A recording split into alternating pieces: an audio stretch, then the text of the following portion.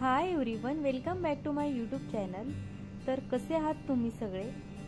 मस्त ना? मस्तच राहायला हवं। नेहमी आनंदी राहा, खुश राहा, हसत राहा, खेळत राहा आणि खात राहा। तर मी ना आज इथे चपाती करण्याची तयारी करत आहे। तर त्याआधी ना पीठ छान असं भिजवून घेतलं आहे।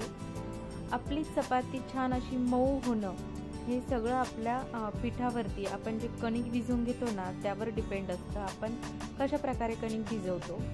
कणिक एकदा भिजून झालं की ते 15 मिनिटसाठी रेस्ट करायला ठेवलं पाहिजे। त्यानंतर जर आपण चपाती केली तर ती खूप छान होते, मऊ होते, लुसलुशीत होते। तुम्ही नक्की एकदा ट्राय करा। तर छान असं कणिक मी भिजवून घेतलं। त्यानंतर मी एक छोटासा गोळा घेतला पिठाचा आणि अशा प्रकारे मी लाटून त्यावरती तेल लावत आहे। त्यानंतर पीठ टाकायचं आहे त्यामध्ये। अशा प्रकारे घडी करून आपल्याला चपाती गोल गोल लाटून घ्यायची आहे।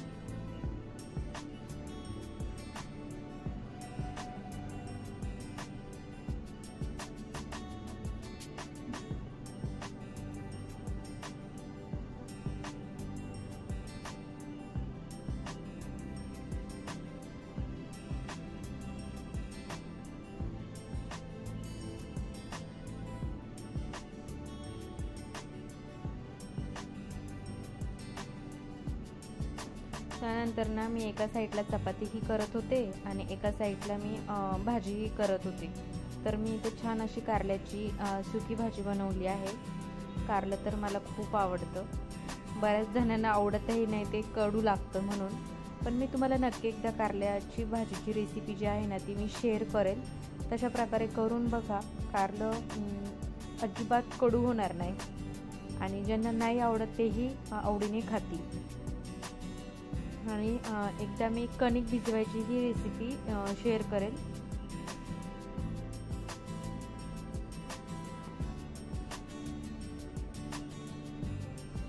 तर तिकडे माझी कारल्याची भाजी रेडी झाली होती।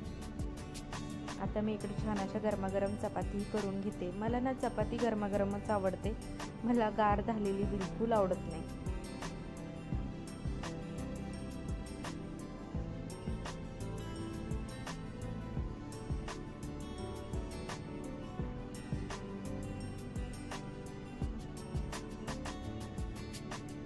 छान अशी आपली चपाती फुगलेली पण आहे, एवढी काही फुगलेली नाही आहे, ठीक आहे, पण छान अशी मऊ झालेली तर आहे। आणि मऊ चपाती कोणाला आवडत नाही, सगळ्यांनाच आवडते।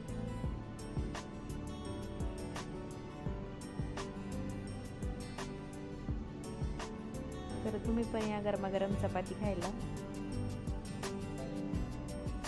खूप भाजलं यार मला खूप।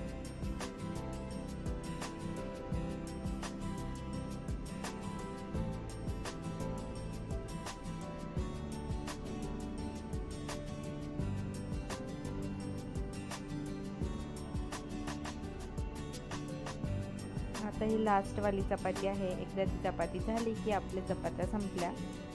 मेन म्हणजे खूप वैताग येतो रोज रोज चपाती वगैरे करायचं, पण काय करणार, करावं लागतं। त्यापेक्षा आवडीने केलेलं बरं। त्यानंतर छान अशी भाजी रेडी झाली होती। मस्त जेवण करण्यासाठी घेतलं। डाळ भात स्किप आहे, एकदा टेस्ट करून बघते भाजी कशी झाली ते। तर चला, तुम्ही पण या जेवायला। व्हिडिओ आवडल्यास एक लाईक नक्की करा। चॅनलवर नवीन असाल तर प्लीज लाईक शेअर सबस्क्राईब करा। चला तर भेटूया नेक्स्ट व्हिडिओमध्ये। So take care friends and bye.